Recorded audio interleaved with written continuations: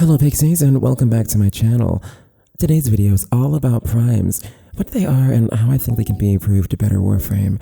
This is the start of a very loose series I'm calling What If, where I talk about some of the core mechanics in the game and give my opinion on how I think they can be made to feel either more impactful or more connected to the overall experience Warframe has to offer. So without further ado, let's get started. These versions of Warframes boast boosted stats, things like high HP, armor, and energy, and also cosmetic changes, going from basic to glam. But there is little else that they offer. Now, that's not to say that they aren't worth getting. They are distinctly better, but in many ways there's nothing truly unique about them. And let me explain. The origins of the Prime Warframes are a bit dubious from a lore perspective, but the general understanding is that they are the true original version of the frame in question. Every Warframe theoretically has one, and that version will be eventually released in the game with a set of cosmetics and primed weapons. Because of the modding system in Warframe and the lack of direct changes to abilities with a Prime variant, this means that one can get a non-primed Warframe to perform just as well as a primed one, and usually not at a much greater cost. Average builds across the board require 3 forma.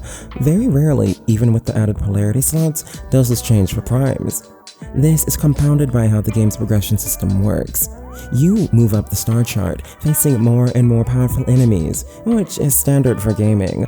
However, what's different is that the content doesn't scale with the Warframe you're using or its current level. Because the max level of a Warframe is 30, and the fact that MR scales with the mastery of weapons and Warframes, the game's designed around a quick turnaround system. Warframes and weapons are meant to be interchangeable tools. There isn't one particular class you choose. And the fact that all of these are usable no matter the variant, and primes have no inherent buffs to abilities, this means you can build the exact same thing on both and perform just as well regardless. Combine this realization with the fact that there's no prime-specific content, and what you're left with is a pretty aesthetic that on paper is better, but in reality is like the difference between 1 penny and 2. That being said, I don't hate primes. Part of what I like about them is their easy attainability and accessibility. Also, the fact that one doesn't have to use one to get through content. I'm just as capable of sitting 6 hours in Rot Steel Path with Revenant, who has no prime, as I am with Limbo Prime, and probably have an easier time of it too. That doesn't mean that we shouldn't look for other ways to grant real bonuses and include more player-driven skill customization. The Helmet system, which was added last summer with the Heart of Deimos update, proves that it can be done, and that it's the kind of system that bolsters frames across the board. What I propose is a system similar to that, but specifically with primes in mind.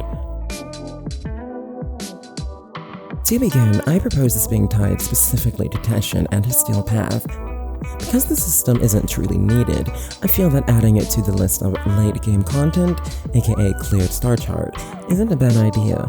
It gives players an incentive to keep playing, plus the Steel Path in general is a bit disappointing in terms of rewards. Another reason is from a lore perspective, Teshin has been an integral force in the Tenno understanding their powers. He's a Dax, and has ties to the old Orokin faction, and outside of the Lotus, probably knows the most about Warframes. Using him would further integrate him into the lore and the world Warframe has been building.